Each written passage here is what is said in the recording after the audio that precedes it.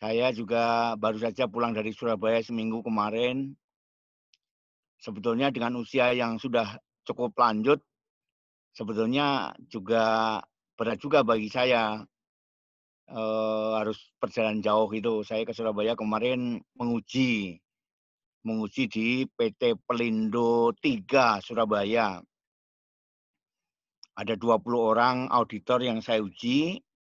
Diuji itu artinya gini, kalau lulus naik jabatannya, kalau enggak ya tunggu dulu periode berikutnya gitu.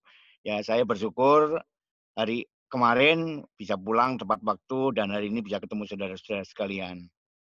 Oke, saya kira kita mulai aja. Kelompok pertama presentasi dan nanti dilanjutkan dengan menjawab tugas chapter 1 dan chapter 2. Kemudian selanjutnya datanya jawab. Kira-kira waktunya diatur sedemikian rupa karena kita selesai jam 13. Jadi usahakan paling cepat jam 13, jam 12.30 lah. Usahakan paling cepat jam 12.30. Kalau belum selesai ya mungkin kita diskusi-diskusi sebanyak mungkin pertanyaan supaya lebih banyak yang kita bahas. Oke? Kalau gitu waktunya saya serahkan pada kelompok yang presentasi. Silakan.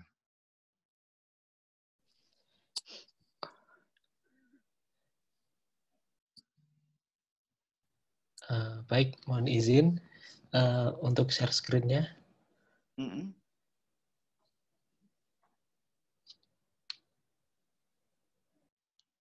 Udah, aman.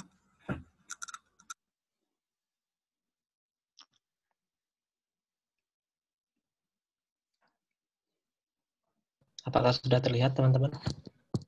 Sudah. Iya, jelas Mas Faruk. Ya.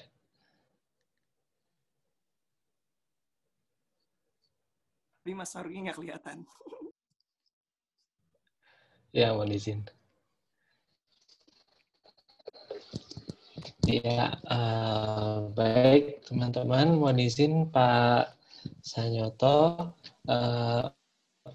Kami dari kelompok 1 akan mempresentasikan mengenai action, personal, dan cultural controls.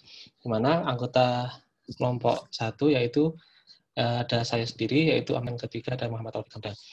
Untuk mempersingkat waktu, presentasi akan dilanjutkan oleh saudara Mas Taufik. Kepada Mas Taufik, waktu dan tempat kami persilakan. Baik, terima kasih Mas Faruk. Mungkin sebelum masuk ke materi action, personal, and cultural control, mungkin awalnya kita mengingat ke materi pertama dan kedua dulu ya, biar agak nyambung dia. Nah, jadi kan di chapter 1 itu dijelaskan mengenai manajemen kontrol. Nah, manajemen kontrol ini adalah langkah-langkah yang diambil suatu organisasi untuk memastikan pegawainya melakukan sesuatu yang sesuai dengan tujuan perusahaannya, perusahaan atau organisasinya. Nah, yang dia lakukan itu untuk memastikan para pegawai itu mengerti apa yang perlu mereka lakukan, terus konsisten melakukan apa yang perlu mereka lakukan, dan dapat melakukan apa yang diharapkan dapat mereka lakukan. Nah, sebelumnya juga di chapter 2 telah dibahas mengenai result control ya. Nah, di sini di chapter 3 kita akan membahas 3 macam control, yaitu action, personal, dan cultural control. Nah, mungkin kita langsung masuk saja ke bagian pertama, yaitu action control ya. Next, Mas Faruk.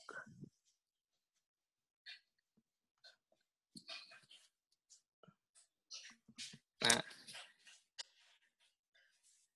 di sini tadi juga ada jelaskan ya mengenai action control ini, itu untuk memastikan bahwa para pegawai dapat perform atau do not perform, jadi dapat melakukan atau tidak melakukan sesuatu yang bermanfaat bagi organisasi atau tidak melakukan sesuatu yang bisa merusak organisasi. Nah, bentuk action control ini ada terbagi 2 ya, bisa prevention atau detection. Tapi kebanyakan action control ini lebih banyak ke arah preventing atau pencegahan ya daripada deteksi. Ya, next, Mas Faruk.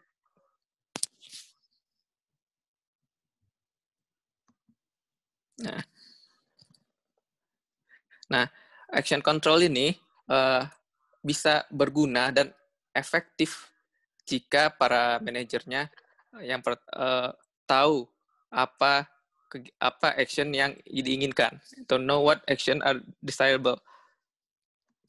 Nah, dan juga para manajer harus memiliki kemampuan untuk memastikan action yang diinginkan tersebut terjadi. Ya, next, Mas. Nah, sebelumnya ada 4 bentuk action control ya. Yang pertama itu ada behavioral constraint, terus ada pre-action review, ada action accountability, dan ada redundancy. Nah, yang pertama kita akan membahas mengenai behavioral constraint atau istilahnya pembatasan perilaku ya. Nah, bentuknya ini ada 2, yaitu yang bentuk physical dan administratif. Bentuk secara fisik dan secara administratif. Nah, behavioral control ini adalah salah satu bentuk action control yang bertujuan untuk membuat sulit atau tidak memungkinkan pegawai melakukan kegiatan yang seharusnya tidak dilakukan. Ya, next, Mas.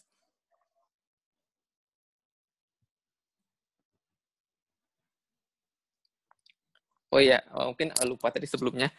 Mungkin kalau contoh physical constraint ya yang tadi yang di behavioral itu ada seperti pengunci ruang-ruangan yang penting, memberi password ke komputer, juga membatasi akses dan lain-lain.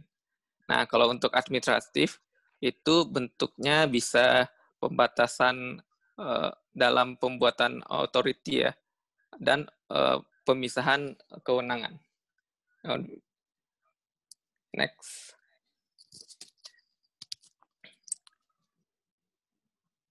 Nah, yang bentuk action control yang kedua yaitu pre-action review atau istilah ya.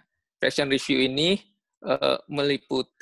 meliputi penelitian yang seksama atau mereview atau memodifikasi, mengapprove atas rencana atau tindak action plan dari employee yang dikendalikan. Jadi di sini di pre-action review ini istilahnya sebelum kita mengambil suatu keputusan untuk kegiatan, kita harus mereview semuanya terlebih dahulu untuk memastikan rencana tersebut dapat berjalan dengan lancar. Nah, di pre-action review ini dilakukan umumnya pada saat proses perencanaan dan penganggaran berlangsung atau pada proses budgeting. Nah, next, Mas. Nah, bentuk yang action control yang ketiga itu action accountability, yaitu pemberian tanggung jawab. Nah, jadi di action accountability ini meliputi kegiatan memberikan tanggung jawab kepada para pegawai. Nah, memberikan tanggung jawab atas satu kegiatan kepada mungkin satu atau beberapa pegawai.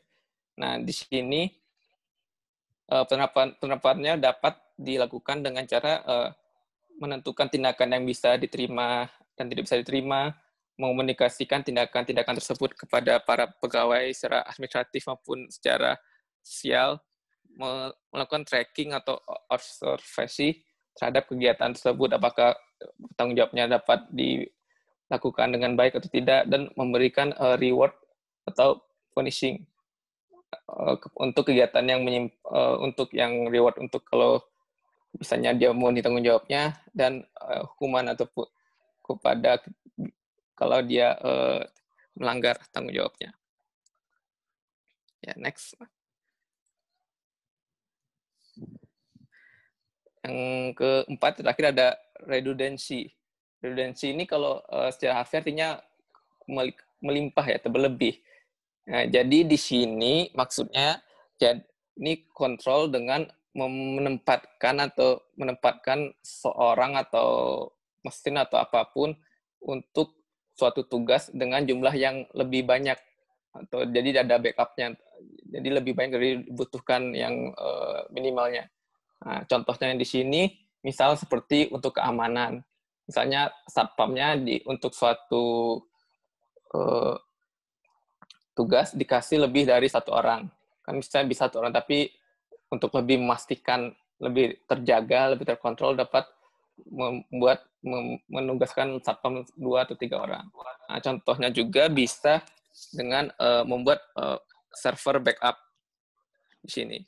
Jadi servernya tidak cuma satu, jadi disediakan 2 untuk backup. Jadi di sini untuk memastikan, untuk menjaga agar kegiatan tersebut bisa langsung dengan baik. Nah, di sini mungkin juga, tapi kekurangannya mungkin dengan redundancy ini adalah biayanya jadi agak lebih mahal ya terhadap organisasi tersebut. Nah, next.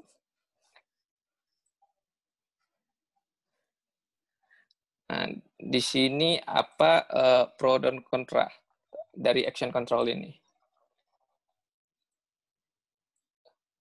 Untuk yang pro-nya atau kelebihannya, yang pertama itu action control ini merupakan bentuk kontrol yang paling langsung atau paling direct.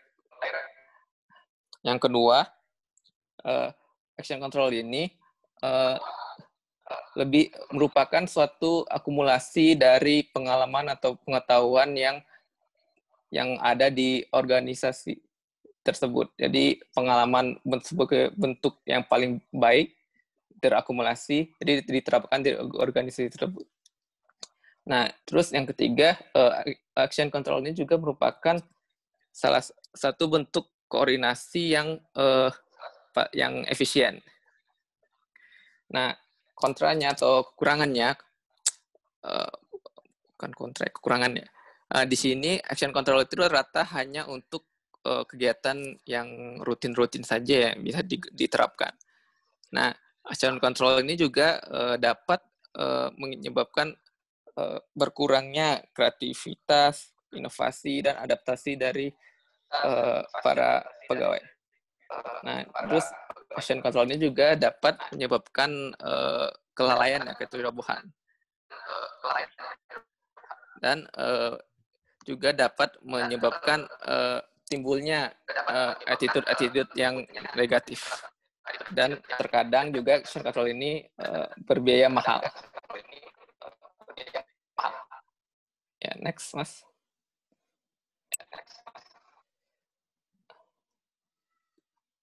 Nah, di sini selanjutnya akan menjelaskan mengenai jadi tiap-tiap action control ini itu dapat membantu mengatasi isu-isu terhadap kontrol yang apa saja. Nah, di dalam manajemen sebelumnya,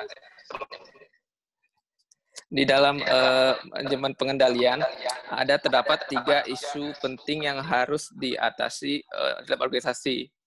Yang pertama itu ada lack of direction atau kurangnya pengarahan. Jadi kalau terjadi kurangnya pengarahan, para pegawai tidak tahu kira-kira apa yang harus mereka lakukan. Yang kedua itu isunya itu yaitu motivational problem. Jadi mungkin masalah motivasi. Jadi di sini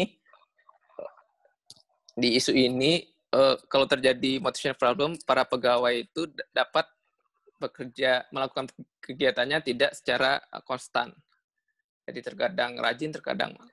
Yang terakhir itu personal limitation. Nah, di sini mengenai kemampuan para pegawai. Jadi, apakah pegawai tersebut dapat melakukan tugas dengan baik atau tidak. Nah, untuk masing-masing dari 4 action control ini, masing-masing dapat mengatasi dari permasalahan-permasalahan 3 permasalahan tersebut, tapi tidak. Nah, seperti yang pertama yaitu behavioral constraint, itu hanya dapat mengatasi isu yang kedua ya, ini motivational problem. Nah, untuk pre-action review itu dia dapat mengatasi ketiga isu tersebut. Untuk action accountability juga sama, ketiga. Dan untuk redundancy itu hanya mengatasi yang kedua dan yang ketiga, yang motivational dan yang personal limitation. Ya, next.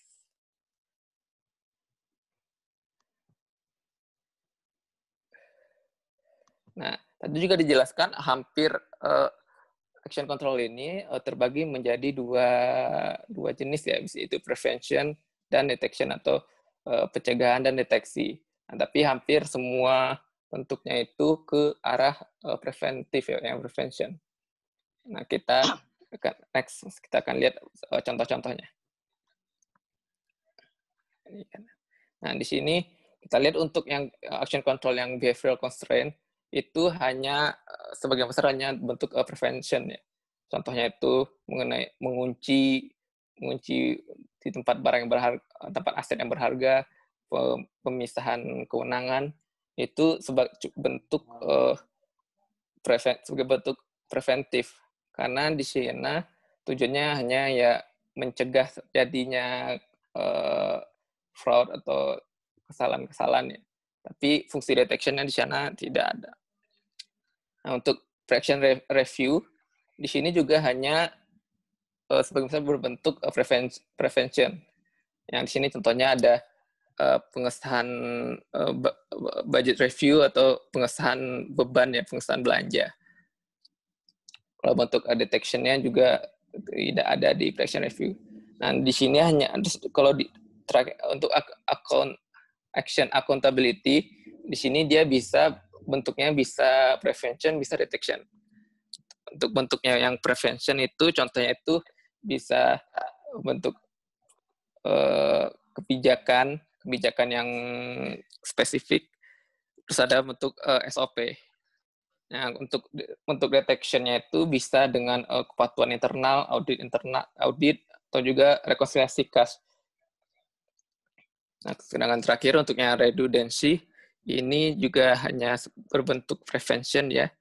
Mungkin ya contohnya dengan penempatan beberapa orang untuk melakukan tugas yang penting. Ya, next.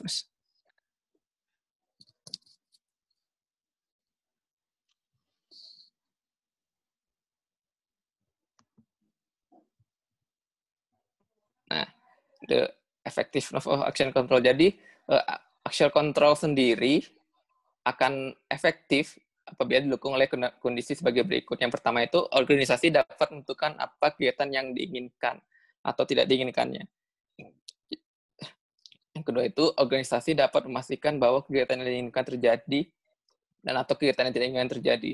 Jadi di sini organisasi itu harus tahu persis apa mau mereka, tujuannya, dan apa juga yang kegiatan yang sangat mereka hindarkan, tidak ingin terjadi.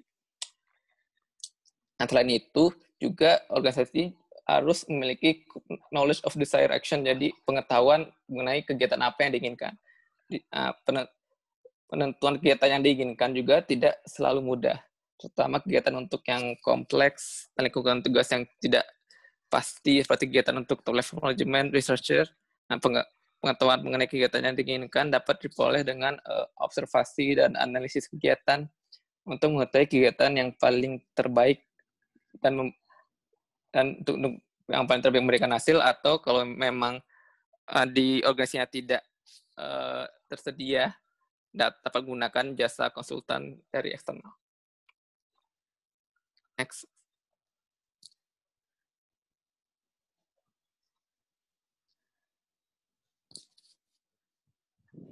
Ya, next, Mas Faruk.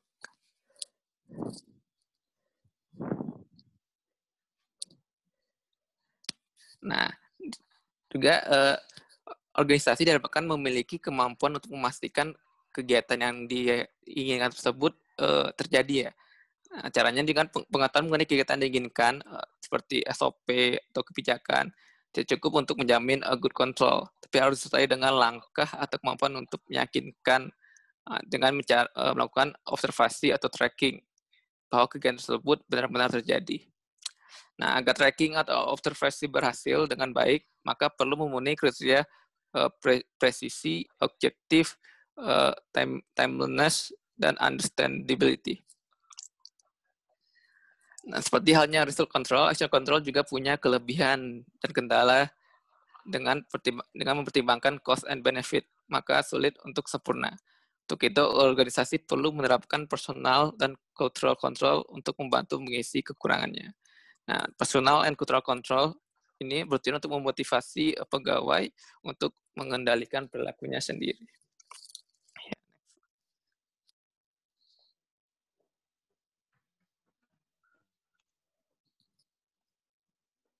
Mungkin selanjutnya akan dilanjutkan oleh Mas Faruk. Silakan, Mas.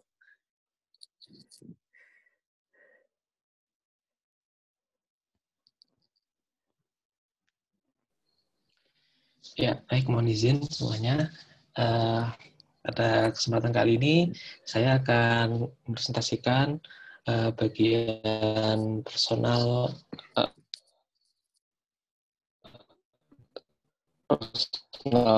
control.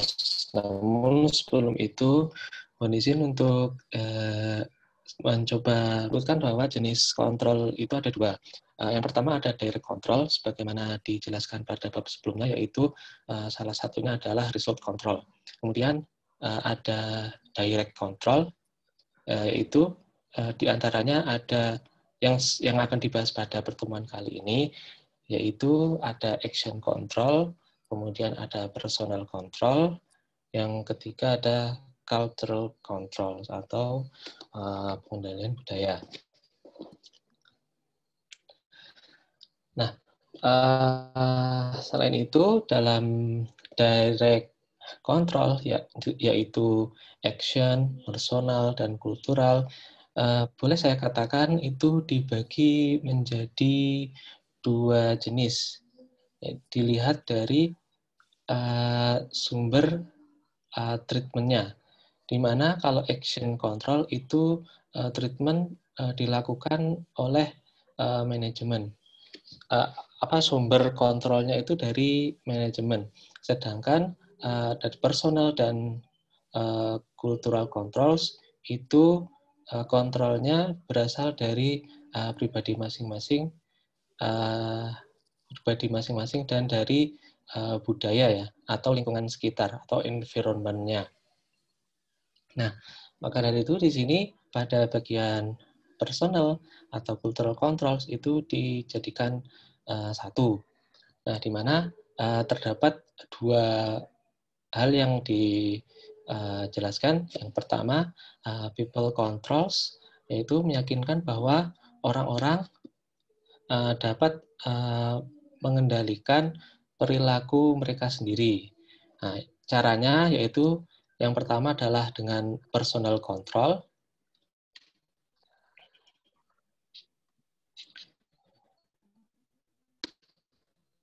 Personal control. Yang kemudian ada self monitoring. Nah, selain itu usia atau orang-orang pengendalian orang-orang itu control each other, yaitu mengendalikan sesama. Nah, itu dilakukan adalah cultural control dan mutual monitoring. Nah, people control adalah bagian dari setiap control system dari manajemen, di mana manajemen diharapkan dapat menciptakan kesetaraan dan pemerataan dalam pegawainya. Kemudian kita akan membahas mengenai personal control.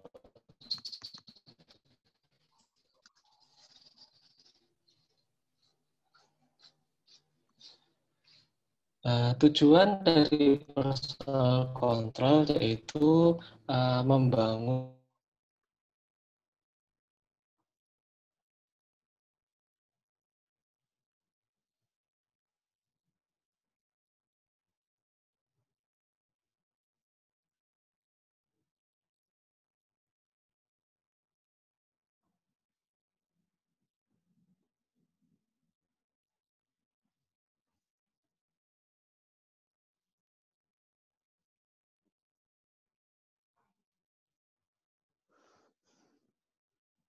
di apa ini? Mohon maaf.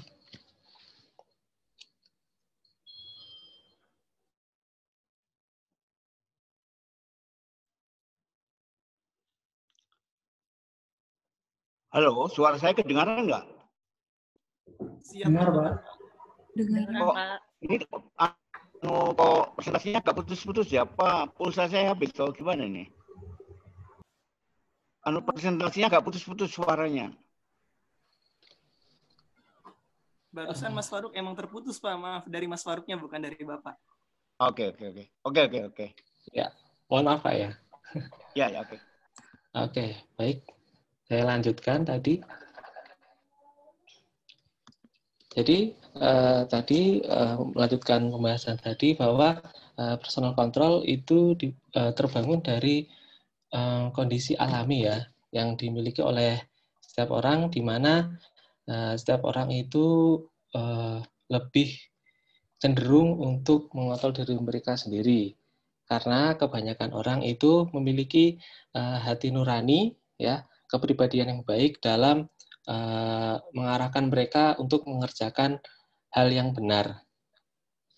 Ya, kemudian selain itu orang-orang juga cenderung menemukan kepuasan tersendiri ketika dia melakukan pekerjaan dengan baik dan melihat bahwa organisasi yang mereka tangani itu berjalan sukses.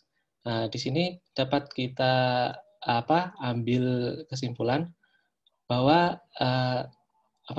setiap orang itu cenderung orang yang baik itu adalah orang yang bisa bermanfaat bagi orang lain. Mungkin istilah lainnya dalam menggambarkan dari personal control itu seperti itu. Nah, personal control ditandai dengan beberapa hal dalam literatur manajemen secara umum. Itu ada self control, kemudian ada motivasi intrinsik, kemudian ada etik dan moral, kemudian ada trust dan atmosfer atau lingkungan, kemudian ada loyalty atau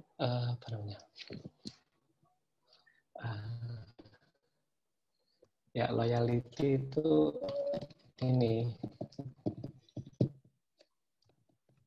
kesetiaan ya, loyalty. Oke, selanjutnya.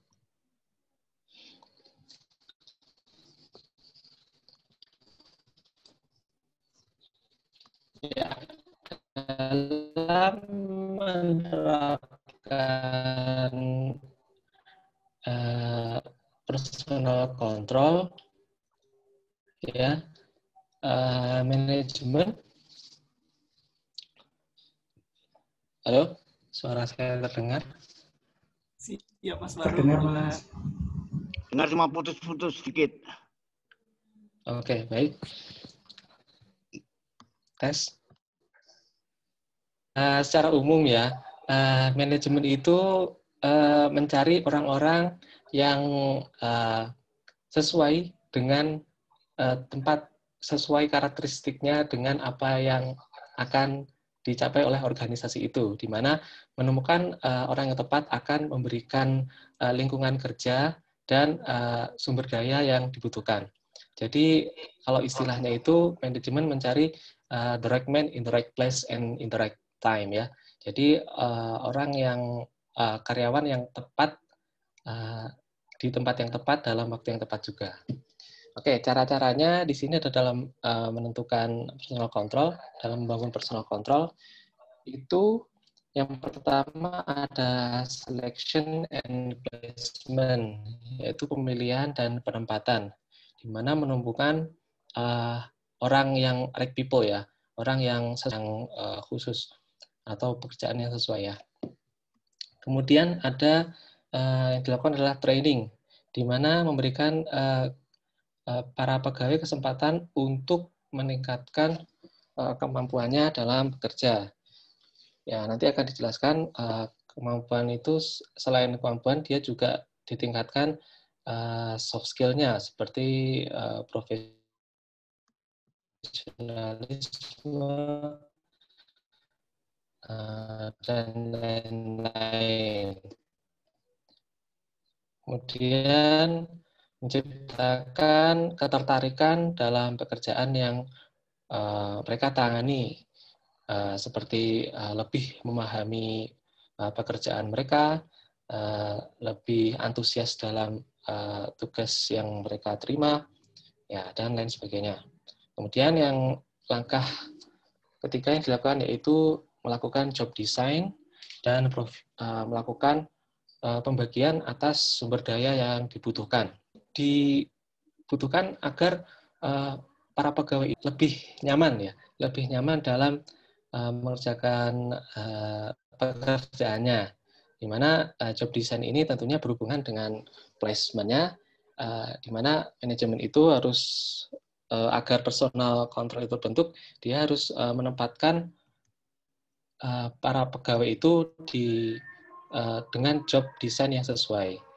Nah, selain itu, selain job design, juga para pegawai diberikan resource yang dibutuhkan. Seperti halnya dalam pengerjaan tugas-tugasnya diberikan alat-alat yang diperlukan, kemudian tempat-tempatnya mungkin juga nyaman, peralatan, kemudian dukungan dari staf, dan kebebasan dari gangguan atau interruption. Kemudian selanjutnya,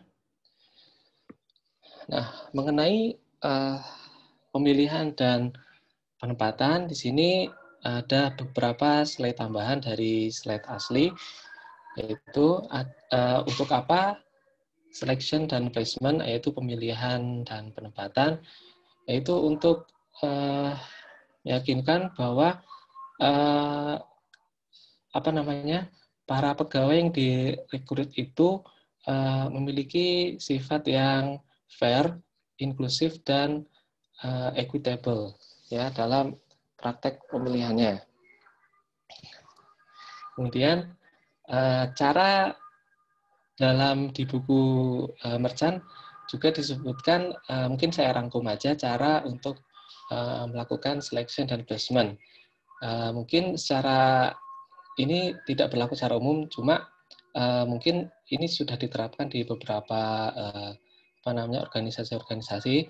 Nah, yang pertama itu menggunakan pre-screening system, ya, di mana syarat-syarat mungkin yang disaring adalah syarat-syarat secara formal seperti kebutuhan klasifikasi yang dibutuhkan yang bisa ikut dalam seleksi. Nah, seperti itu. Kemudian yang kedua yaitu matching job requirement with applicant skill. Di mana cara ini salah satunya yaitu dengan melakukan tes, ya, bisa tes tulis atau tes keahlian, atau bisa dengan mendaftarkan menggunakan kurikulum vitae, CV, atau dengan tes wawancara. Kemudian yang ketiga, melibatkan pengecekan referensi yang lain. Dalam buku tersebut disebutkan ada social media check, di mana para pegawai yang akan masuk dalam organisasi akan diperiksa perilakunya. Secara behavioral di dunia luar itu mereka seperti apa? Karena di sini keterbatasan pengetahuan dari pegawai itu, terutama manajemen itu hanya mengetahui dari sisi formalnya, yaitu dari sisi skills-nya, dari kemampuannya, ya, dapat dilihat dari applicant skill. Tetapi dari sisi behavioralnya ketika dia akan bekerja, untuk menghindari sesuatu yang tidak diinginkan, ya, yang akan merugikan organisasi di masa mendatang, maka dilakukan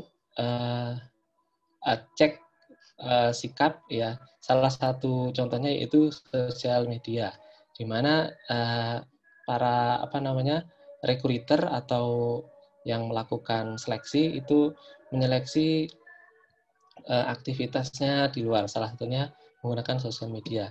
Ketika ada perilaku-perilaku yang tidak sesuai dengan kebutuhan organisasi, kemungkinan akan mendapatkan penilaian yang kurang baik pada calon pegawai tersebut.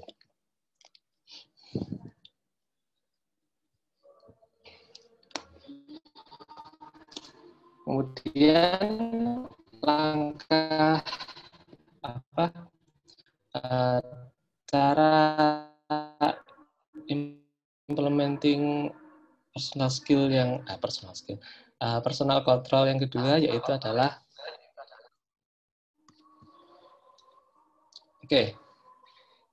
yang kedua adalah dengan melakukan training. Dengan melakukan training diharapkan para pegawai yang telah terekrut dapat meningkatkan kemampuannya dalam bekerja. Nah, apa yang didapat dari tahap ini, training ini? Yang pertama, manajemen dapat memperoleh informasi yang berguna mengenai tentang action dan result atau hasil yang diharapkan dan bagaimana pekerjaan-pekerjaan itu yang dilakukan pegawai dapat dilakukan secara baik. Ya, jadi istilahnya dapat melihat secara keseluruhan bagaimana sih kinerjanya pegawai tersebut. Kemudian apa yang diperoleh dari training ini kemudian dapat menumbuhkan motivasi yang positif seperti lebih percaya diri, lebih profesional dan lebih tertarik dalam mengerjakan pekerjaan. Nah, jenis-jenis dari training ini saya rangkum menjadi dua, yaitu ada formal training, yang kedua ada informal training, di mana pelatihan secara spesifik digunakan untuk meningkatkan kemampuan dari pegawai. Misalkan di kantor kita mungkin teman-teman pernah mengadakan IHT ya, IHT yang spesifik untuk pekerjaan tertentu, atau in-house training lah ya, kalau belum tahu IHT itu apa. Misalkan IHT mengenai pemeriksaan ya, IHT pemeriksaan, IHT mengenai penagihan. Ini contoh dari tempat kantor saya bekerja dulu. Kemudian ada yang kedua yaitu informal training. Informal training ini menurut saya adalah merupakan bagian dari pelengkap formal training. Salah satu contohnya yaitu melalui mentoring, di mana ada transfer pengetahuan dari pegawai, dan model dari informal training ini tidak melulu dalam suatu ruangan dalam waktu tertentu, tapi ini lebih evaluasi secara berkala oleh pihak manajemennya. Jadi mungkin dari caranya mungkin seperti ini, dari manajemen menugaskan seorang pegawai yang sudah memiliki skill yang mumpuni, memiliki keahlian yang mumpuni, menugasi pegawai tersebut untuk melakukan mentoring kepada pegawai baru misalkan, untuk dilakukan coaching terkait tugas-tugas yang ada di organisasi. Nah, kemudian setelah rekrutmen, kemudian training, kemudian dilakukan job design, di mana job design yang telah disebutkan tadi yaitu memberikan pegawai itu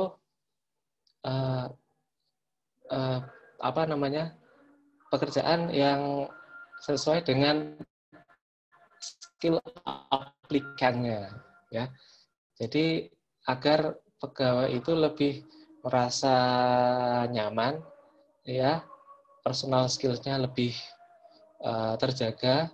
Dimana kalau orang akan lebih memberi baik kalau dia itu menerima yang baik juga. Nah, katakan istilahnya seperti itu. Oke, mungkin itu cukup dari saya mengenai cultural controls akan dijelaskan oleh Saudari Maratus. Iya, siap. Maratus, kami persilakan. Terima kasih Mas Faruk atas waktunya. Mohon maaf teman-teman, suaranya kedengaran nggak ya? Ya, Mbak Mara, kedengaran. Dengar, Mbak. Terima kasih. Jadi tadi kan sudah dijelaskan sebelumnya oleh Mas Faruk dan Mas Taufik Hamdan tentang action control dan personal control. Tadi juga sudah disebutkan oleh Mas Faruk bahwa cultural control itu merupakan bagian dari people control. Jadi kalau Mas Faruk lebih menekankan pada motivasi diri sendiri, gitu, internal dari internal motivation-nya dari setiap pegawai. Gitu. Kalau di cultural control lebih dibahas mengenai mutual monitoring-nya. Jadi bagaimana dalam sebuah kelompok kita itu saling mengawasi pegawai satu sama lain. Gitu. Jadi ada social pressure di dalam organisasi tersebut.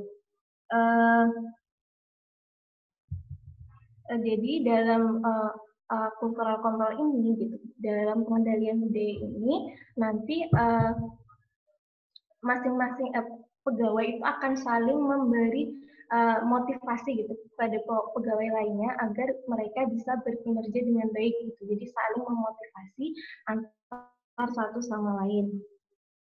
Cultural control ini dirancang untuk mendorong terciptanya mutual monitoring, yang nanti akan mutual monitoring itu adalah saling memonitor satu sama lain, saling mengawasi, saling mengingatkan satu sama lain gitu, agar tercipta agar bisa adanya group pressure bagi pegawai atau employer yang menyimpang dari norma atau aturan yang berlaku dalam sebuah organisasi. Jadi ketika ada seorang pegawai yang mulai menyimpang atau keluar dari norma yang ada, pegawai lain akan segera mengingatkan gitu, oh kamu salah loh, kamu sudah di luar norma yang ada gitu, sehingga kita sebagai pegawai itu akan termotivasi untuk bertindak atau berperilaku sesuai dengan norma dan aturan yang ada. Cultural control ini efektif karena anggota dari grup ini mempunyai ikatan batin, emotionalities atau sense of responsibility terhadap pegawai lainnya. Jadi ada ikatan batin gitu, karena kan dalam satu organisasi gitu. Jadi ada ikatan batin untuk saling mendukung, saling mengingatkan gitu, dan mempunyai tanggung jawab gitu. Rasa tanggung jawab antara satu dengan yang lainnya. Budaya ini bisa dibangun dalam beberapa atas beberapa hal gitu, bisa dibangun atas tradisi, norma, keyakinan, nilai, ideologi, attitude, sama cara berperilaku bersama gitu. Kan setiap masing-masing individu gitu, individu pegawai itu kan punya budaya masing-masing yang dipengaruhi oleh latar belakang pendidikan, misalkan dari suku dan sebagainya gitu. Mereka membawa budayanya masing-masing gitu ya. Kadang berbeda satu sama lain. Nah, di organisasi inilah nanti dibentuk suatu budaya yang akan berlaku di dalam organisasi tersebut. Jadi menetralisir perbedaan-perbedaan budaya yang dibawa oleh masing-masing pegawai gitu. Jadi budaya yang berlaku adalah budaya yang ada di organisasi tersebut. Gitu. Jadi setiap insan pegawai itu harus mengikuti budaya-budaya yang ada di dalam organisasi tersebut. Next, Mas.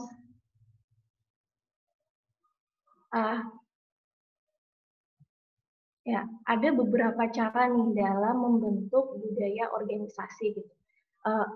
Budaya organisasi itu bisa dibentuk dalam berbagai macam bentuk. Gitu. Misalkan ada di sini ada 5 contoh gitu. Yang pertama itu adalah melalui codes of conduct, yaitu bisa diartikan sebagai kode etik. Gitu. Ada aturan tertulis yang merupakan pernyataan dari manajemen mengenai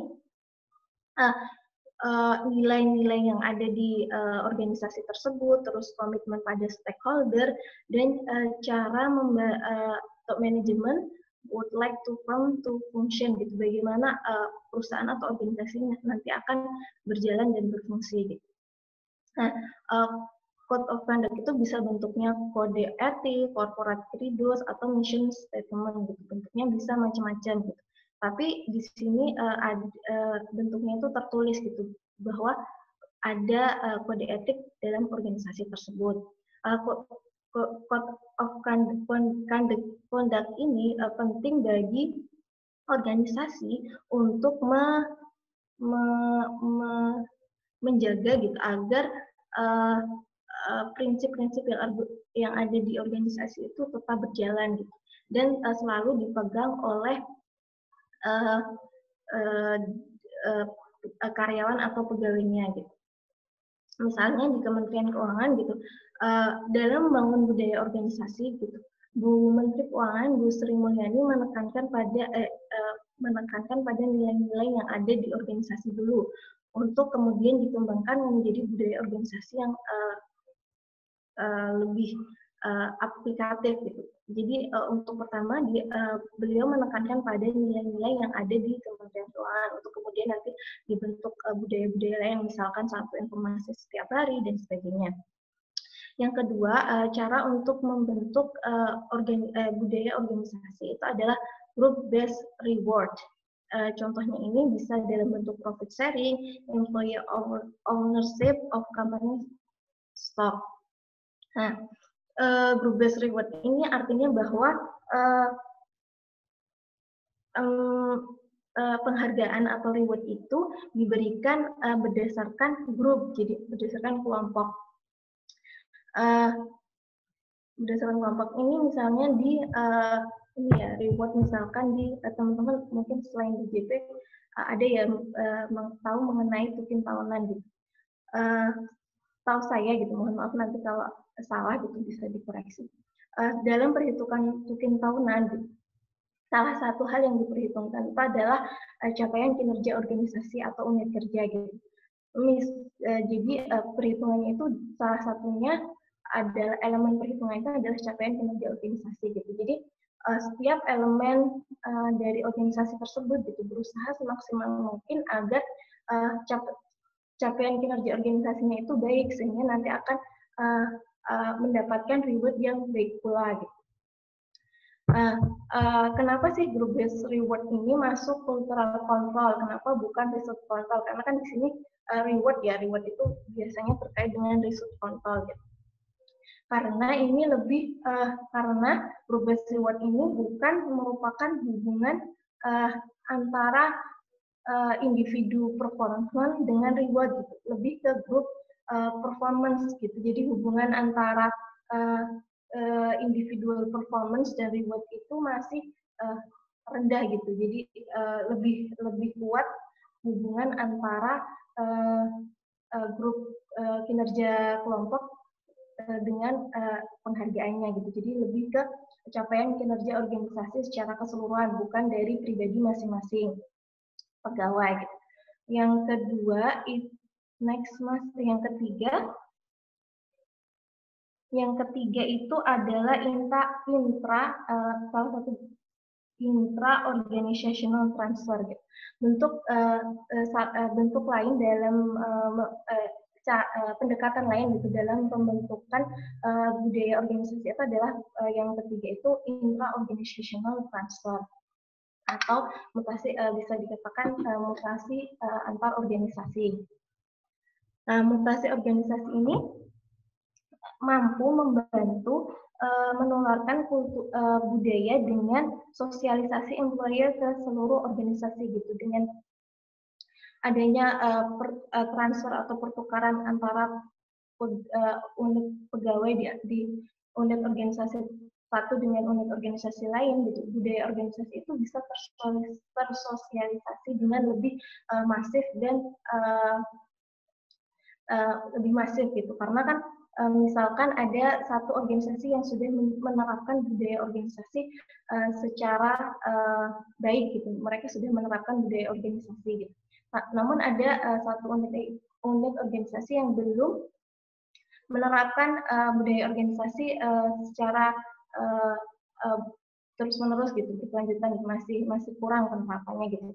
Dengan adanya mutasi gitu antara satu unit organisasi dengan unit organisasi lain gitu, maka akan terbentuk budaya organisasi juga gitu di unit organisasi yang masih kurang menerapkan budaya organisasi tersebut.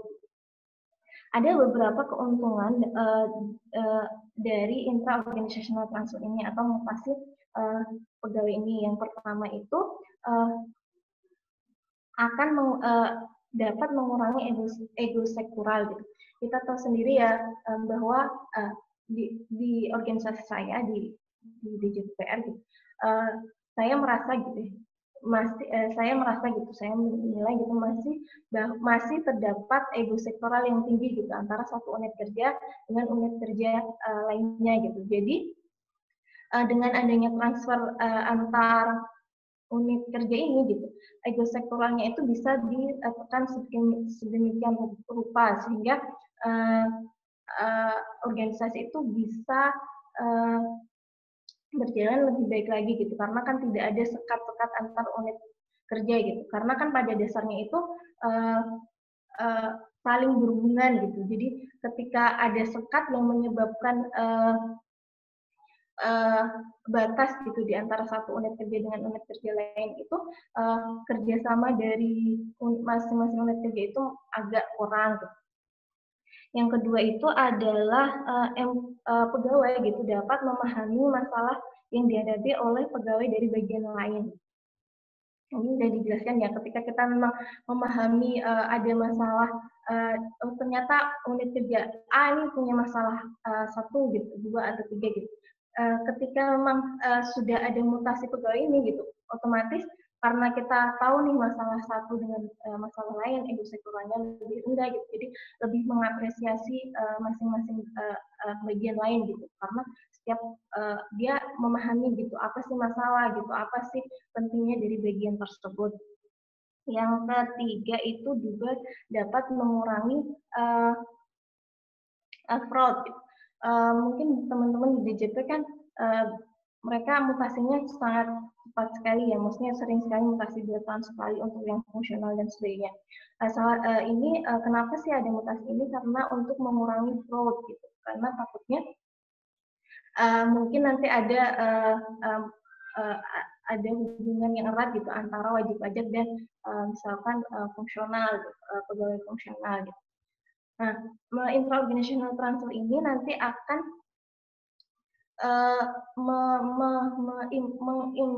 meningkatkan identifikasi organisasi itu sebagai satu unit gitu, bukan jadi organisasi itu dilihat sebagai satu unit gitu, nggak cuma dari sub unit yang ada di organisasi tersebut. Yang keempat itu adalah physical dan social arrangement. Contohnya itu bisa dalam bentuk office plan, interior gitu, atau seragam, gitu, dress code, vocabulary dan lain-lain. Nah, hal tersebut itu mampu membentuk budaya organisasi juga gitu. Misalkan yang interior decor gitu di Kementerian Keuangan sendiri beberapa tahun terakhir ini mulai dicanangkan open space gitu untuk membentuk budaya interaksi antara atasan maupun antar pegawai yang ingin ditingkatkan gitu. Selama ini karena setiap pegawai itu punya kubikelnya masing-masing gitu, jadi kayak interaksinya itu agak rendah gitu. Dengan adanya open space diharapkan interaksi antar pegawai dan dengan atasan itu bisa ditingkatkan sehingga proses bisnis maupun output dan outcome yang diharapkan dari organisasi tersebut itu dapat tercapai dengan baik. Terus ada juga seragam di Kementerian Keuangan juga, jadi ada seragam gitu, membentuk budaya kesatuan dan sebagainya. Yang kelima itu adalah tone at the top gitu. Top management ini harus konsisten gitu dengan budaya yang mereka buat gitu. Terlebih lagi mereka itu harus konsisten dengan pernyataan mereka, statement mereka gitu. Kan kode etik itu dibuat untuk membentuk budaya tadi kan. Salah satu pihak yang mensosialisasikan kode etik ini nanti pada akhirnya itu adalah pemimpin. Kita tahu sendiri bahwa pimpinan itu adalah teladan gitu. Ketika memang pimpinan gitu yang kita anggap sebagai teladan tidak melaksanakan budaya atau budaya organisasi yang telah ada dalam organisasi tersebut, otomatis pegawai itu juga akan enggan gitu untuk mengikuti budaya organisasi yang ada gitu. Misalkan ada atasan yang sering mangkir gitu ketika bekerja gitu, maksudnya sering pergi ke suatu tempat gitu, meninggalkan kantor gitu. Otomatis bawahannya juga akan mengikuti gitu, karena ya atasanku kayak gitu, kenapa aku nggak boleh gitu kan, seperti itu gitu. Jadi pemimpin inilah yang nanti akan membentuk budaya kinerja dengan memberikan contoh dan teladan bagi para bawahannya gitu, para pegawainya. Terus jadi keberhasilan dari kode etik atau code of conduct ini nanti akan ditentukan oleh harus diikuti dengan tone of the top. Jadi harus diikuti dengan teladan dari pemimpinnya juga gitu. Terus ada beberapa informasi tambahan. Reward secara kelompok ini akan dapat mendorong budaya organisasi. Esensi dari group reward tadi itu akan menyerahkan monitoring kegiatan dan aktivitas employee kepada rekan kerjanya gitu. Jadi kayak saling menyemangati, saling memotivasi, saling mengingatkan gitu antar pegawai sehingga kinerja capaian organisasi itu bisa tercapai dengan baik. Next, Mas.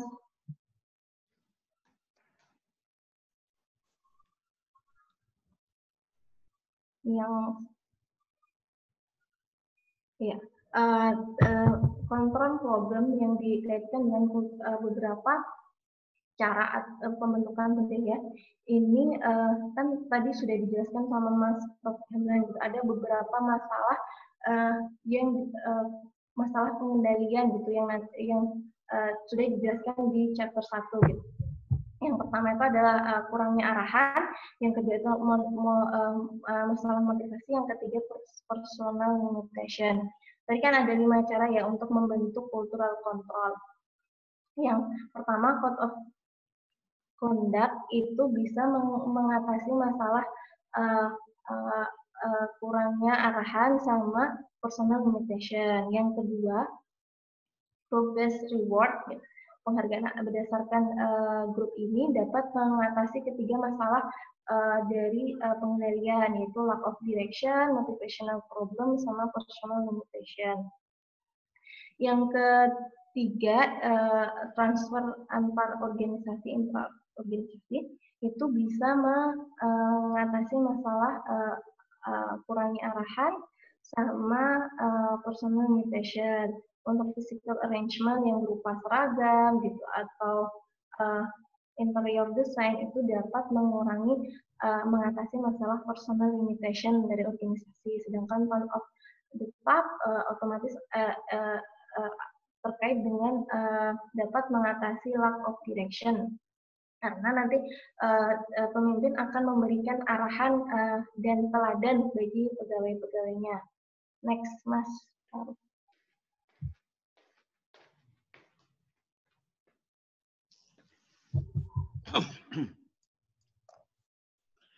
Yang selanjutnya gitu, tadi kan sudah dijelaskan oleh Mas Farouk bahwa selain dari result control dan action control itu ada people control yang terdiri dari personal control dan cultural control.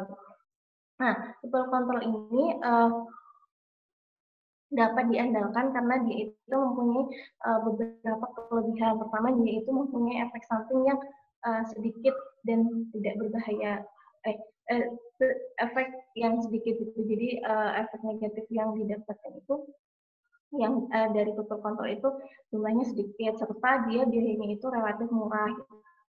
Selain dari people control ini gitu harus didukung dengan kontrol-kontrol yang lain gitu, meskipun people control itu cukup efektif pada batasan tertentu cukup efektif gitu, namun harus didukung tetap dibutuhkan suplemen dari kontrol-kontrol yang lain seperti action control maupun result control. Next, Mas. Yang selanjutnya adalah efektivitas dari personal atau cultural control. Personal atau cultural control ini dapat menyesuaikan diri gitu pada semua organisasi gitu sampai batas tertentu itu dapat menuntun dan memotivasi para pegawainya gitu sehingga dapat berperilaku sesuai dengan yang diinginkan organisasi gitu. Untuk organisasi yang baru berdiri, biasanya mereka cenderung menerapkan personal atau cultural control karena dianggap lebih menguntungkan. Karena tadi sudah disebutkan bahwa dibandingkan dengan result dan action control, gitu. Seperti karena dia biayanya rendah dan menghasilkan lebih sedikit gitu efek samping yang berbahaya bagi organisasi. Gitu. Untuk tingkat efektivitas kontrol personal dan cultural control ini dapat berbeda secara signifikan untuk individu, grup dan masyarakat. Jadi tingkat efektivitasnya itu tergantung dari situasi dan kondisi organisasi, grup maupun individu. Ya. Next.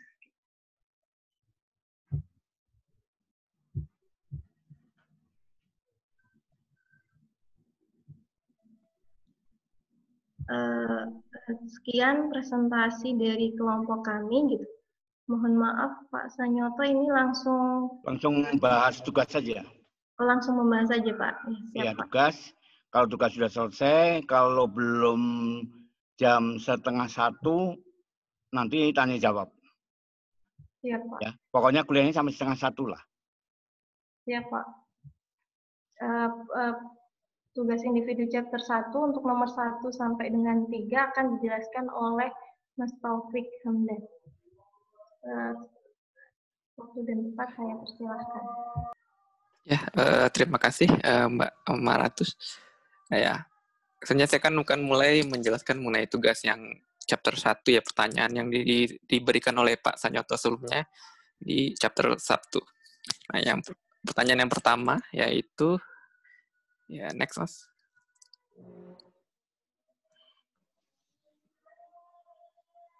Nah, pertanyaan pertama di chapter 1 yaitu jelaskan makna atau mengapa disebut sistem pengendalian manajemen atau SPM. Apa makna sistem pengendalian dan mengapa manajemen.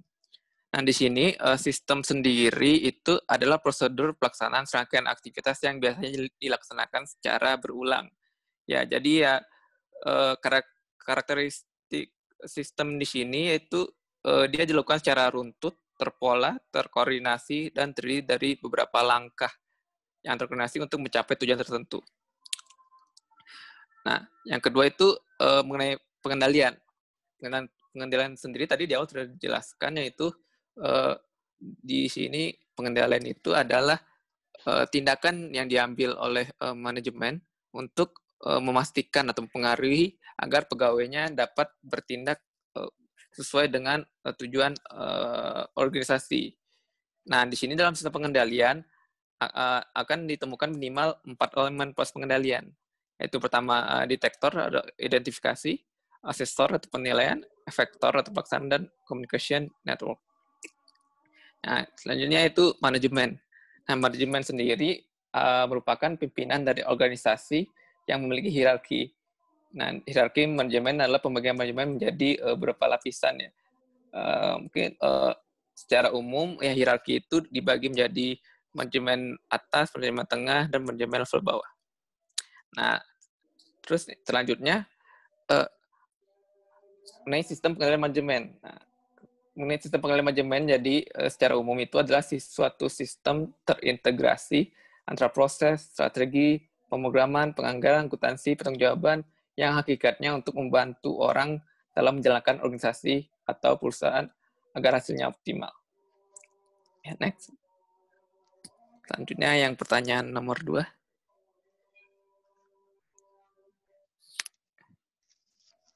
Nah, pertanyaan nomor 2 untuk chapter 1 ini, di dalam satu organisasi, pihak mana yang berkepentingan terhadap sistem pengendalian manajemen? Dan sebutkan siapa yang paling berkepentingan dan jelaskan alasannya. Nah, untuk yang pihak yang berkepentingan itu ada top manajemen yang merupakan pihak yang menentukan tujuan dan sasaran organisasi dan bertanggung jawab atas pencapaian organisasi. Ada middle management, adalah pihak yang perantara antara top dan lower manajemen dalam proses pengendalian manajemen. Ada lower management yang merupakan pihak yang secara langsung melaksanakan pengendalian manajemen. Ada pegawai atau karyawan, adalah pihak yang termotivasi dengan adanya insentif yang berasal dari kinerja pegawai organisasi. Ada investor atau kreditur, karena pihak yang paling berdampak akan tercapainya suatu tujuan organisasi. Ada stakeholder dan auditor. Nah, dan untuk yang siapa yang paling berkepentingan di sini yang paling berkepentingan tentu yang paling atas ya, top manajemen atau pimpinan organisasi. Nah, kenapa? Karena pimpinan organisasi agar merasa yakin bahwa segala kegiatan yang dilaporkan itu benar dan dapat dipercaya, maka pimpinan memerlukan suatu sistem pengendalian yang memadai. Nah, sistem pengendalian ini diharapkan dapat memberikan jaminan terhadap data yang dapat dipercaya, untuk pengamanan aktiva organisasi dan catatannya, dan untuk adanya otorisasi yang jelas, serta ditaatinya kebijakan manajemen. Next.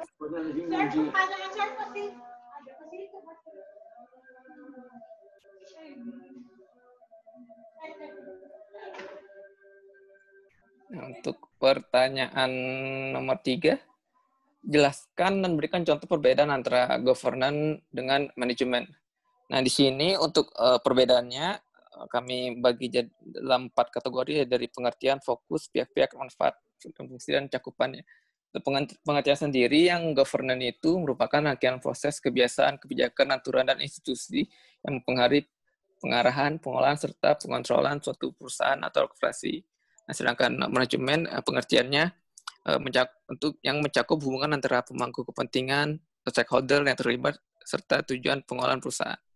Untuk fokusnya sendiri, untuk governance itu berfokus pada aspek tata kelola, sedangkan manajemen itu sendiri berfokus pada aspek pengelolaan. Nah, untuk pihak-pihak yang terlibat, untuk governance, pihak utama yang terlibat itu pemegang saham, manajemen dan dewan direksi, pemangku kepentingan, kepentingan lainnya termasuk karyawan, pemasok, pelanggan, bank, dan kreditor lain, regulator lingkungan, serta masyarakat luas. Sedangkan untuk manajemen, pihak yang terlibatnya itu ada middle management dan lower management, pemangku kepentingan lainnya termasuk karyawan, pemasok, pelanggan, bank, dan kreditor lain, regulator lingkungan, serta masyarakat luas. Untuk manfaat atau fungsi sendiri, untuk governance itu untuk memastikan bahwa seluruh kebutuhan dan harapan dari para pemangku kepentingan organisasi tersebut telah dievaluasi, ditentukan sasaran-sasaran atau objektif yang harus dicapai oleh organisasi. Dan juga manfaat yang keduanya itu untuk melakukan pemantauan atau monitoring terhadap kinerja dan pencapaian dari sasaran dan arahan yang telah ditetapkan tersebut. Nah, untuk manfaat dari manajemen, itu yang pertama itu untuk merumuskan aksi-aksi yang perlu dilakukan organisasi dalam rangka mencapai sasaran yang telah ditetapkan. Dan juga untuk melakukan dari mulai perencanaan, pengorganisasian, aktualisasi pelaksanaan, hingga memonitor keselarasan dengan arahan yang telah ditetapkan oleh pihak governance. Nah, untuk cakupannya sendiri, untuk governance itu mencakup jajaran direksi ke atas, sedangkan manajemen untuk mencakup level manajemen ke bawah. Nah, selain itu perbedaan governance dan manajemen ini bisa juga kita lihat dengan seperti ini ya. Jadi governance itu menentukan apa tujuan organisasi yang harus dicapai di masa depan. Jadi untuk menentukan apanya. Sedangkan manajemen itu tersebut untuk menentukan bagaimana. Jadi bagaimana organisasi akan mencapai tujuan dan tujuannya tersebut, baik dalam pengelolaan sehari-harinya dan sebagainya, untuk agar tujuan yang telah ditentukan di governance tersebut dapat tercapai. Ya, next mungkin untuk pertanyaan nomor 4 akan dijelaskan oleh Mas Faruk. Ya, baik, terima kasih Mas Taufik. Mohon izin untuk kamera saya nonaktifkan karena mengingat mungkin jaringan saya kurang stabil ya kalau pakai kamera, jadi mohon izin hanya suara saja. Oke, saya lanjutkan pembahasan mengenai tugas mahasiswa yang diberikan oleh Pak Sanyoto.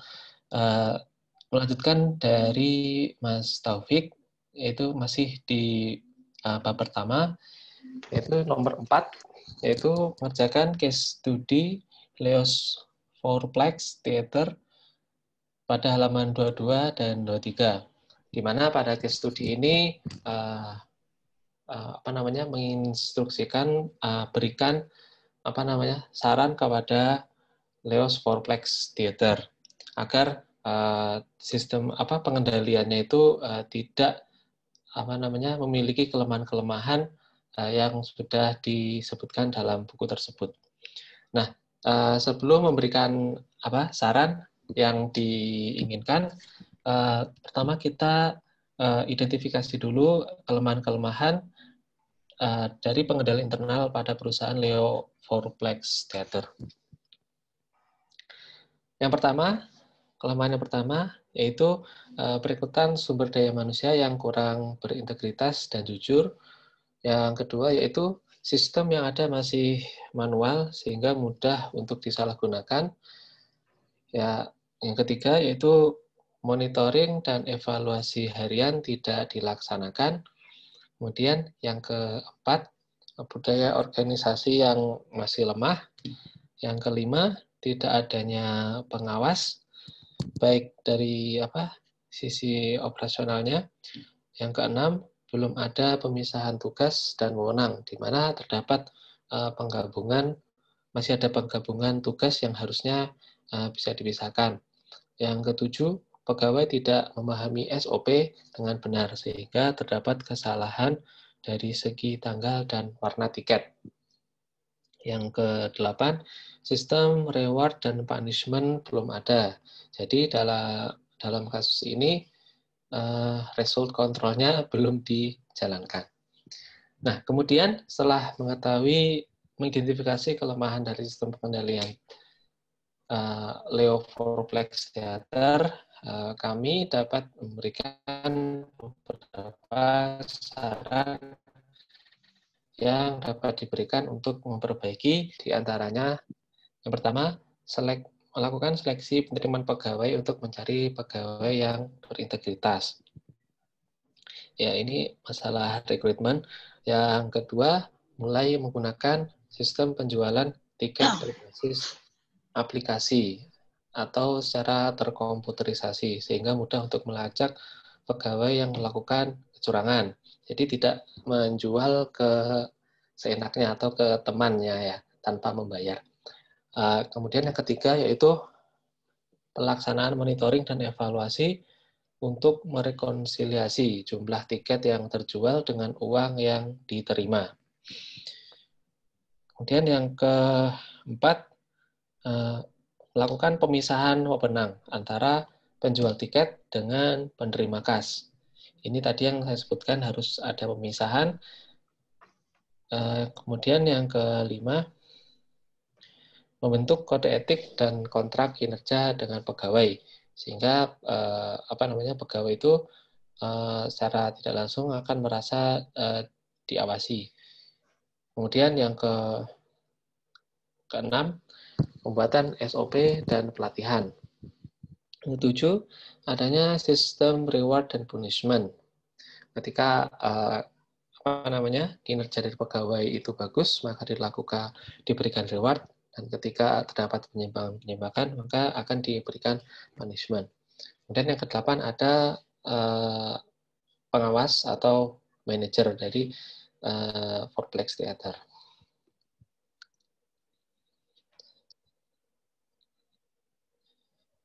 Selanjutnya itu saya akan membahas tugas individu pada chapter 2. Soalnya masih sama dari Pak Sanyoto. Dimulai dari pertanyaan nomor 1, yaitu jelaskan dan beri contoh mengenai defining the performance dimension. Pada chapter 2 ini membahas control result. Mana salah satunya itu defining the performance dimension. Defining the performance dimension ini melibatkan keseimbangan tanggung jawab organisasi kepada semua pemangku kepentingan. Performance dimension ini harus selaras dengan tujuan dan strategi organisasi. Untuk contohnya, di sini digunakan dimensi kinerja untuk perusahaan adalah penciptaan nilai pada pemegang saham. Yang mana nilai pemegang saham ini nantinya akan diukur dengan cara apa? Secara finansial kah atau non-finansial kah? Jadi penciptaan dimensi kinerja ini bisa diukur dari penciptaan nilai pada pemegang saham. Ya, jadi kalau nilai pemegang sahamnya tinggi, maka dimensi kinerjanya juga akan dinilai bagus. Kemudian soal yang kedua pada chapter 2 ini, yaitu jelaskan apa yang dimaksud dan bagaimana melakukan setting performance target. Nah, setting performance target ini merupakan tahap kedua dari result control setelah defining performance dimension. Nah, yang dimaksud dengan setting performance target yaitu di mana performance target mampu mempengaruhi perilaku pegawai dalam dua cara. Ya, di mana performance target itu mempengaruhi perilaku pegawai. Caranya ada dua, yaitu meningkatkan motivasi dengan memberikan tujuan yang jelas. Yang kedua, memungkinkan karyawan untuk menilai kinerja mereka sendiri. Oke, baik. Pertanyaan. Selanjutnya ya ini. Masih menyambung dengan pertanyaan nomor 2. Ya, ini adalah cara-cara bagaimana melakukan setting performance target. Yang pertama, memiliki hasil dan tujuan terukur yang jelas. Kemudian tentukan jangka waktu untuk mencapai hasil. Yang ketiga, tentukan dasar dari kinerja. Yang keempat, mengidentifikasi ukuran kinerja yang perlu kita tingkatkan. Kemudian yang kelima, tetapkan tujuan target kinerja.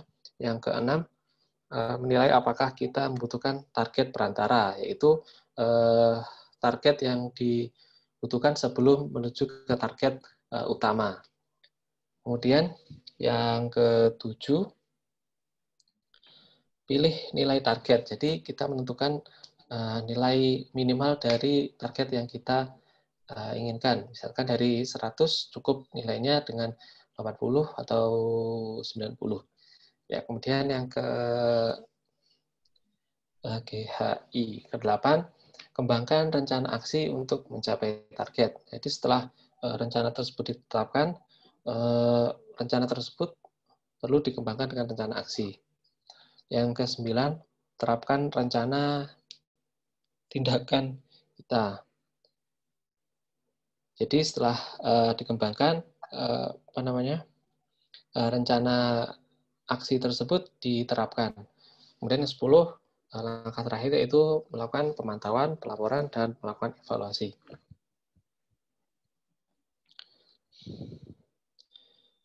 Selanjutnya pertanyaan nomor 3, 4, dan 5 pada chapter 2 akan dijelaskan oleh Saudari Maratus. Pada Saudari Maratus dipersilakan. Ya, terima kasih Mas Faruk. Selanjutnya saya akan menjelaskan mengenai pertanyaan nomor 3, 4, dan 5 di chapter tugas individu chapter 2. Pertanyaan nomor 3 yaitu jelaskan bagaimana measuring performance. Jadi objek dari pengukuran kinerja itu adalah kinerja dari entitas organisasi atau karyawan dalam jangka waktu tertentu. Jadi performance itu bisa kinerja dari organisasi atau dari masing-masing karyawan dalam jangka waktu tertentu, misalkan dalam waktu 1 tahunan atau triwulan atau semesteran.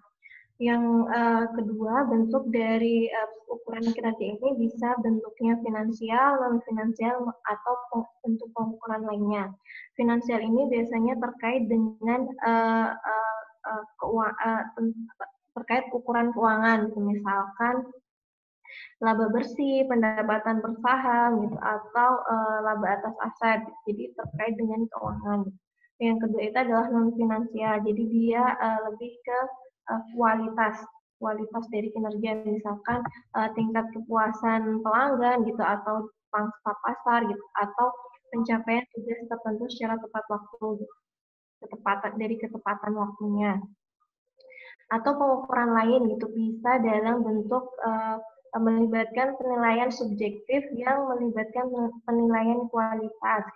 Misalnya menjadi pemain tim atau mengembangkan karyawan secara efektif, lebih subjektif penilaiannya. Untuk ukuran kinerja ini bervariasi di seluruh tingkat organisasi. Misalkan untuk level top management itu lebih ke terkait misalkan pasar harga saham gitu, atau laba atas ekuitas tertentu gitu. Jadi lebih ke output tujuan organisasinya gitu. Kalau di level yang di bawahnya, misalkan di middle management gitu, itu lebih ke yang tataran operasional gitu, misalkan pencapaian dari kegiatan tertentu gitu. Atau di level karyawan lebih kepada proses. Pertanyaan selanjutnya, Mas. Pertanyaan nomor 4 gitu. Jelaskan mengenai ability to influence desired result. Yaitu kemampuan untuk mempengaruhi hasil secara material dalam jangka waktu tertentu. Nah, biasanya itu untuk manajer ini tidak dimintai pertanggungjawaban atas hasil yang tidak menguntungkan jika jelas karena sebab-sebab yang berada di luar kendali dari manajer tersebut gitu. Jadi manajer itu hanya dimintai pertanggungjawaban atas kinerja-kinerja yang memang masih bisa dikendalikan oleh manajer tersebut gitu. Bukan yang di luar dari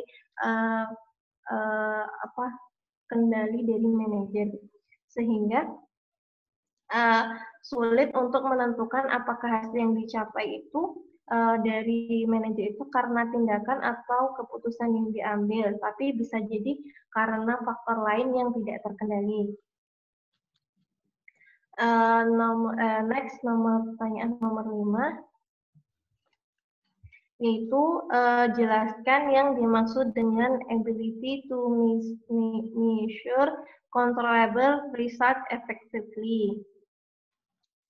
Pengendalian hasil ini akan maksimal jika terdapat 3 kondisi yang terpenuhi. Yang pertama adalah organisasi itu tahu apa hasil atau output yang diinginkan. Yang kedua itu kemampuan mempengaruhi hasil. Jadi output dan outcome yang diinginkan itu memang bisa dikendalikan oleh organisasi. Hasil dapat dikendalikan untuk meningkatkan kinerja karyawan. Jadi memang kinerjanya itu targetnya itu target output atau outcome-nya itu sesuai dengan kendali dari pegawai tersebut. Yang ketiga itu adalah kemampuan mengukur hasil yang dapat dilakukan secara efektif. Gitu. Jadi selain ditetapkan kinerja itu kita juga harus mampu untuk mengukur gitu, tingkat keberhasilan suatu target kinerja tertentu. Gitu. Kriteria kunci yang dapat menilai pengukuran hasil apakah telah efektif adalah kemampuan dari pengukuran untuk mengubah perilaku ke arah yang tepat. Jadi ada ability to measure controllable result effectively itu mampu mengubah perilaku ke arah yang tepat gitu. Agar efektif, pengukuran hasil ini haruslah memenuhi keempat kriteria ini, yaitu pertama tepat waktu. Hasil yang diukur itu tepat itu hasil diukur itu dapat dikendalikan. Yang kedua itu objektif, jadi bebas dari prasangka atau bebas dari intervensi dari tidak bersifat subjektif lah, intinya objektif. Yang ketiga tepat waktu, yaitu kinerja pegawai dinilai dalam jangka waktu yang tidak terlalu panjang. Jadi ada jangka waktu tertentu, misalkan 1 tahun gitu, yang nanti biasanya nanti dibagi lagi, ada target kinerja secara triwulan atau semesteran. Yang keempat itu dapat dipahami, pegawai paham apa yang dinilai dari mereka dan pegawai paham apa yang harus dilakukan untuk mendapatkan penilaian yang baik. Sekian dari kelompok kami. Mohon maaf Pak, ini langsung ke tanya jawab atau bagaimana Pak? Saya kira saya kan dari jam 7 itu tadi ya, mungkin saya agak capek juga sih. Saya kira kalau nggak ada pertanyaan kita bisa akhiri ya kuliah kita. Mungkin masih ada pertanyaan nggak secara umum? Kalau nggak ya kita akhiri aja. Ya, karena saya kan dari jam 7 tadi mulai dengerin ini presentasi ini.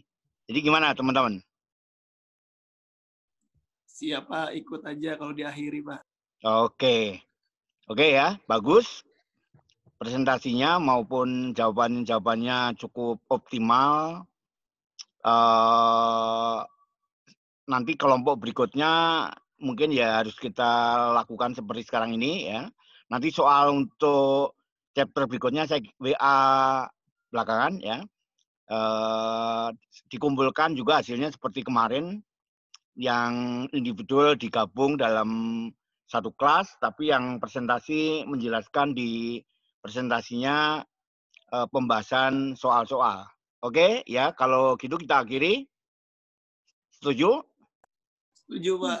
Oke. Ya, Pak. Wassalamualaikum warahmatullahi wabarakatuh. Waalaikumsalam warahmatullahi wabarakatuh. Terima kasih Pak. Terima kasih Pak. Istirahat Pak.